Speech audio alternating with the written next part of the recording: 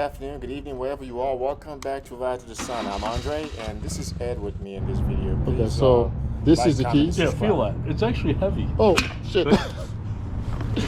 Excuse my language. It's actually quite heavy. It's not a It plastic is. piece. It's kind of surprised me. It's metal. So, in there, turn. Let it cycle. So the ABS computer and all that does. So that's the famous two lights ABS. Correct. Is that front and back separated? Or it's just two because they wanted to? It's just two because if there's a malfunction, they'll alternate. They have to flash simultaneously all the time. Okay. Once you go about 2.5 miles per hour, those lights will go away. Okay. That means everything is fine. So this baby right here, this young buck, has 60,491 miles. Which isn't much for as old as this. This is a 99. I believe. Okay. So here's your starter button.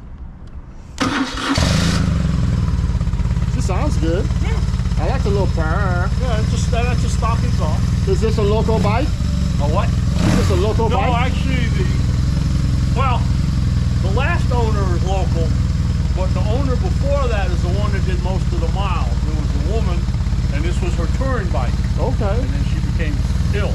Oh man. Like, in fact, I don't even know if she's still alive right now. That's horrible. So she had to. The bike sat for a while. It was bought in. We did a whole bunch of services to it and everything. Got it running again, and then we sold it for her.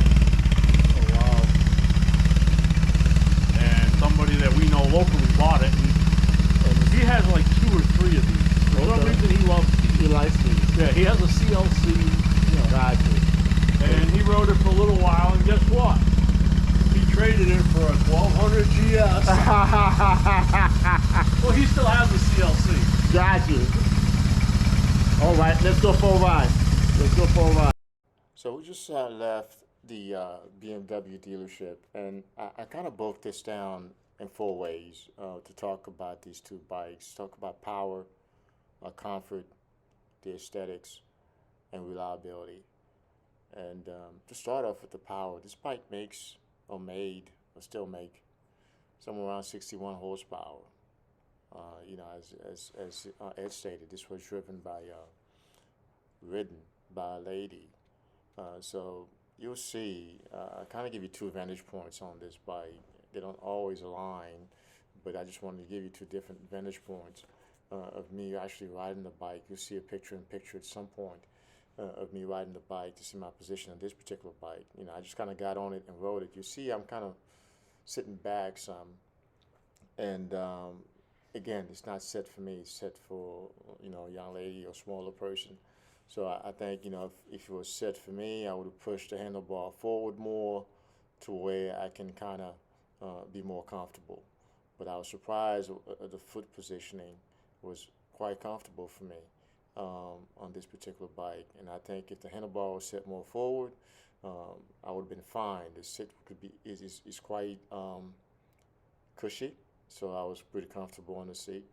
So I think this is a bike. I'm 6'1", about 205, so I think this is a bike that can accommodate someone taller. You know, I jumped right to comfort there. So the power is still good for the year of the bike in 1999, 61 horsepower. Comfort was out. I felt comfortable the whole time I was in there. Could have been better. Felt my core engaging more. It's because I think the handlebar again was so, you know, was leaned back so far. You could tell it was for a small person. You saw that shot right there. So this me on the side of the road messing around with the 360 camera behind me. So aesthetics, of course, you know, with the telelever suspension, this bike kind of looks different than anything else you see on the road. You know, the boxer engine sticking out, so it has a peculiar look to it. Like Ed said, you either love these bikes or you don't. But I think once you ride them, this is one of those bikes. You know, I remember where I was when I saw it. I was with a few buddies at the Milan Auto Show, and when we saw this bike back in the days, and I've always wanted to ride it. This bike, and I'll make a video about those bikes that I always wanted to ride. This one was one of the 3, and I'll go more into that. But I was surprised how comfortable everything was. You know, everything was where it was reachable. The turn signals, all the switches were pretty comfortable. I didn't have to really look for anything, so I was quite surprised how comfortable I felt right away. And I'm not even a BMW rider, so everything felt just fine. So reliability, the Boxer engine is tried and true. So uh, there's really nothing to report here. I know a few years ago they had the whole fiasco with the brakes, and that was before, you know, that was way after this bike was manufactured. So didn't affect this particular bike. And I think it's like everything, right? If you maintain it, it will take care of you. And I think for these particular bikes, I think one of the things that kind of plagued them, it was a small percentage anyway. I think it's arguably between 2 and 4% according to the numbers, that the drive shaft had had issues where it would rust and different things like that. Um, but they had long maintenance schedules, and I think that was probably part of it. I think we talked about that a little bit. Me, Ed, and another gentleman, Jeff, possibly cutting down that that interval, which I think was like 40,000 miles. Before you maintain the drive shaft. I think they've since cut down. So no fluid lasts that long, right? Because it breaks down, especially depending on what part of the country you're in, the weather changing. So things break down. That's what they do. Once things are made, they start to decay over time. So naturally, I think for power, I rate it still good at 61 horses.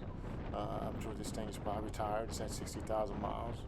Um, Hopefully it's been maintained. It sounds like it has been maintained. It rode like it was maintained. Once you get this thing going, it felt quite comfortable. I was surprised that it was quite maneuverable. I guess I shouldn't be surprised. It is a BMW after all. It was. Let's just say I'm glad I got to ride one of the bikes I've always wanted to ride. And the R1200C did not disappoint. Of course, they made different trims of it. It'd be good to see if there's a difference other than different features on the other ones. Like I think the Phoenix or whatever other ones they made. This one was a Montana. So, and it rides something that actually fits me. But you see me, kind of checking out the maneuverability of it here. So, I enjoy riding it. So I want to thank Ed Morton's BMW for having me and entertaining me throughout the day and answering all my crazy questions. And I hope you all enjoy it as well. I think the idea was to go back in time. Really, that's a '99 when this thing it came out a few years before that, and it was different then. It's still different now, and a lot of that technology is gone on. It's been progressing throughout. Now you see it in 1200 to 1250 GS, and with all those lessons learned throughout the years, and making this thing even better now. So imagine now the R18, it has a regular suspension, so it's a little bit different. But the point was to look forward and say, okay, how well did this bike age? To me, I think it aged quite well. If you're an investor, if you're someone that wants to ride this bike and maybe want to ride it across country, I think this bike at 60,000 miles still has a lot of life left. I think they were selling this thing somewhere around close to $4,000. I still think that's a lot of bike for someone that wants to get into it, or someone that's a collector or wants to collect it. I don't know if this one is collector grade. Obviously, it has lived, but I think it's certainly worth taking a look at one of these if you ever been interested in one, or if you have a bike collection and want to keep. I actually thought about buying this bike, but I just have too many bikes and I don't have time to ride all of them, and I don't want it sitting outside. And my garage is full of bikes as it stands. So, but anyone looking for these, I would certainly recommend one of these if this is something you've ever wanted to ride and think that you might be interested in. So I think the R1200C is a good bike, still is a good bike, and BMW, David Robb, the lead engineer on this, did a hell of a job, him and his team, in building this particular vehicle and taking a lot of these things learned, moving them forward to a lot of these other motorcycles, especially the 1250 GS, which everyone loves nowadays, which is industry standard in the ADV market. So what do you all think? Let me know what you think. If you have an R1200C of any trim, what it's been like to live with. It's one thing to ride something for a few minutes and enjoy it, but sometimes the dealers will tell you everything that goes wrong with these things. Not that anything I think goes wrong with them, but then they're in the market of selling things, not to be totally forthcoming, which they should be. Nonetheless, if you have one, I'm curious as to what you think or have had one. Like you said, you either love these things or you don't, so I get it. So we jump to the R18 now, and nice looking bike. I rode the classic black version, the classic. They have quite a few different versions. They have the bagger, they have one that looks like a street glide, one that looks like an ultra. I may even put the on the back of this post, I may even put our conversation with Ed going over, or maybe it might be too long. It's already 20 minutes as it stands, so I might just do another video walking around the bagger. The R18 is a beautiful bike. I don't know if it's appreciated. I think they say they're selling well. I haven't seen too many on the road, but that doesn't mean they're not selling. I just haven't seen them. They say they're selling quite well. It's making, I think, 90 plus horsepower. I think if you watch the first video, I put all the specs. This is part one, part two of two. I may even link the first one to this post. So if you haven't seen the first one, you may be worth going back to look at the first one. I was pretty, power it was good. It wasn't really like, it's not gonna, nothing to write home about. The power was good. I'm not complaining. I think it's plenty to put around. The boxer engine still pulls.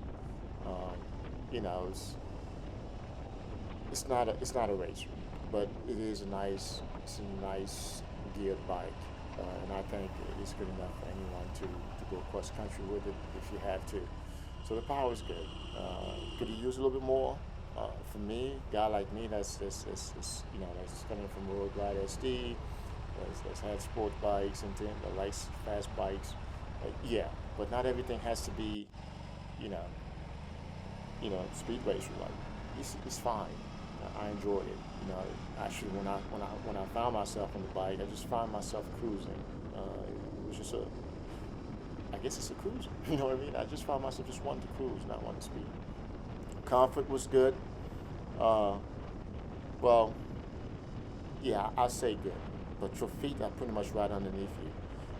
And I wasn't hurting, but again, I was only on the bike for a few minutes. Now imagine being on this thing for hours on. If any of you owns an R18, what does it feel like to ride this thing for hours on, with your legs directly underneath you? I think that's the Achilles heel. The boxer engine has been very reliable throughout the years, tried and true. But there's not much you can do in terms of the ergonomics, especially for tall riders. If you're a smaller, shorter rider, I think it fits just fine. If you're a taller rider, I know they make the calf rest for these, and I think you'll see it on the R1200C on top of the engine casings. So I don't know. For the short time I was on the bike, I felt fine. I didn't feel cramped, and I'm 6'1" again, 205. I'm all legs, so for a guy that's built like me, athletic built, I think you'll be fine.